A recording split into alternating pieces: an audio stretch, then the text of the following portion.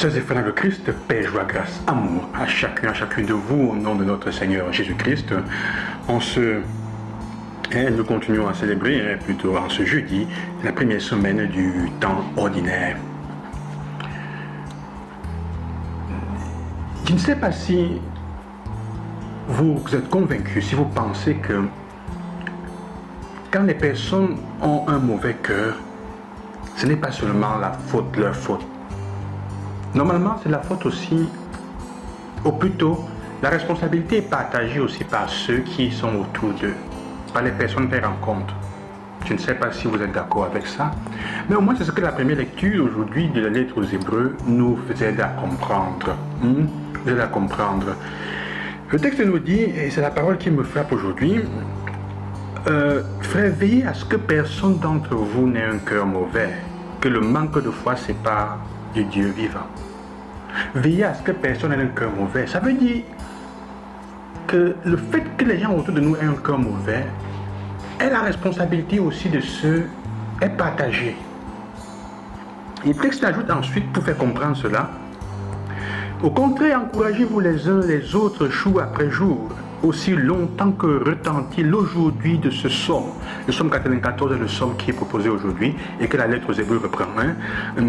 Il dit, encouragez-vous, afin que personne parmi vous ne s'endurcisse en se laissant tromper par le péché, car nous sommes devenus les compagnons du Christ, si du moins nous maintenons fermement jusqu'à la fin notre engagement premier.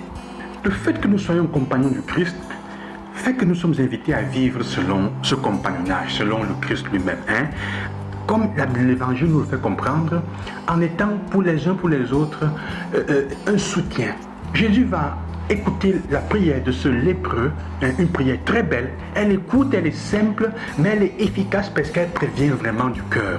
Il va écouter cette prière qui dit, si tu veux, tu peux me libérer. Et il va toucher le lépreux. Déjà, c'est une parole, c'est une chose intéressante, non? Jésus va s'approcher de cet homme qui est marginalisé, qui sûrement a dans son cœur la souffrance, la marginalisation des autres, l'éloignement. À cause de sa maladie, on le traite mal, on le traite comme un paria. Probablement, cet homme a déjà pu avoir développé les premiers symptômes d'un mauvais cœur. Jésus va s'approcher, le toucher. Il va se dire, je suis compatissant, je ne m'éloigne pas de toi. Même si ta maladie semble être contagieuse et t'éloigner des autres, je prends le risque de te toucher, d'être avec toi dans ce que tu vis. Et son geste sûrement va changer, même l'image qu'il a de Dieu. Ça va l'aider à guérir, à sortir. Je veux donc que nous comprenions cela. Veillez à ce que personne d'entre vous n'ait un cœur mauvais. Ça ne sert à rien de se plaindre autour de soi que les gens ont un cœur mauvais quand nous ne faisons rien pour alléger la douleur de leur cœur, pour alléger les souffrances de marginalisation et d'humiliation qu'elles vivent. Un enfant ne devient pas mauvais, ne naît pas mauvais. Personne ne naît mauvais. Comme dit ce fameux philosophe, c'est Hobbes, je crois, l'homme n'est bon. La société le pervertit. Ce n'est pas faux. Parce qu'en grandissant, nous apprenons le mal et les blessures que nous subissons d'humiliation ou de marginalisation des autres font que nous créons une dureté de cœur. C'est pour ça qu'il dit, assurez-vous. La question est aujourd'hui, quelle est ma part de responsabilité dans le mauvais cœur des gens qui sont au côté de moi? Si tu passes le temps à te comporter mal, à traiter mal les gens, tes enfants, les personnes, à traiter injustement les autres avec différents critères de bien, d'amour, les gens vont développer le mauvais cœur. Évidemment, ce n'est pas dit qu'il n'y ait pas leur responsabilité, mais il y a aussi la nôtre. Alors, veillez à ce que personne d'entre vous n'ait un cœur mauvais. Ça, c'est le défi pour nous chrétiens, dans nos familles déjà et dans nos groupes. S'assurer que personne n'a un cœur mauvais. Pour cela, encouragez-vous les uns les autres chaque jour. Encouragez-vous chaque jour. Et c'est ce que, comme il disait Jésus, fait dans l'évangile. Deuxième chose, c'est l'attitude de ce lépreux qui est guéri. Jésus lui interdit de raconter ce qui s'est passé, mais à peine interdit, il court le faire, il désobéit. Pourquoi cela? Il est dit évangélisateur. On peut penser que la beauté de l'évangélisation, c'est l'impossibilité à pouvoir tenir pour soi-même, à l'intérieur de soi-même, la joie que le Seigneur nous a procurée dans notre vie. C'est ça l'évangélisation, non? Même si Jésus lui-même dit de ne pas le faire, la joie de cet événement ne peut pas être contenue. Elle doit être partagée. Et c'est pour ça que c'est irrésistible.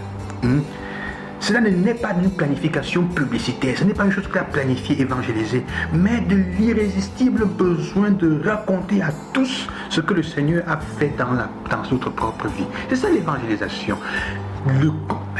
Comment dire, le besoin irrésistible de raconter à tous ce que le Seigneur a fait dans notre vie. Qu'est-ce que tu as raconté que Dieu a fait dans ta vie? C'est pour ça que si tu vas évangéliser et on me dit des choses qu'on n'a pas vécues, on raconte des choses qu'on n'a pas vécues, ça ne sert à rien. C'est pour ça que l'évangélisation de certaines personnes dans certaines églises est simplement orientée sur le fait moral.